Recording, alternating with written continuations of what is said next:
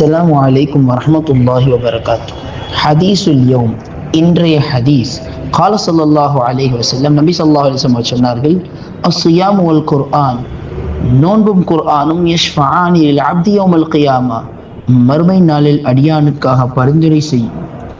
யகூலு ஸியாம், அதில் முதலாவதாக நோன்பு இப்படி சொல்லுமாம், ரப்பி இன்னி மனஅதுஹு த்ஆம வஷ்ஷஹவாத்தி பின்னஹார்.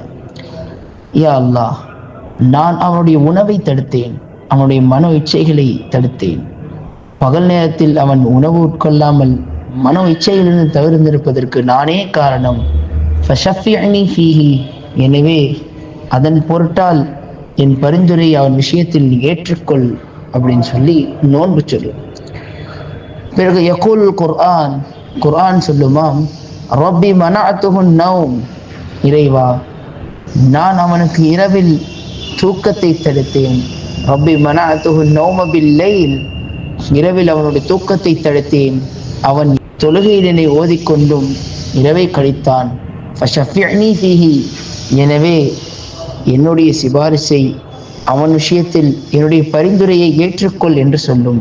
ஃபயஷ்ஃபஆன், பிறகு அவை இரண்டிற்கும் பரிந்துரை செய்வதற்காக அனுமதி அளிக்கப்படும் என்பதாக பெருமானார் ஸல்லல்லாஹு அலைஹி வஸல்லம் அவர் சொன்னார்கள். எனவே ரமதானுடைய மாதத்தில் இரவு அதிகமாக குர்ஆன் ஓதக்கூடியவர்களாக அல்லாஹ் சுப்ஹானஹு வ தஆலா நம்மை ஆக்கி அருள்வானாக. அஸ்ஸலாமு அலைக்கும் வரஹ்மத்துல்லாஹி வபரகாத்துஹு.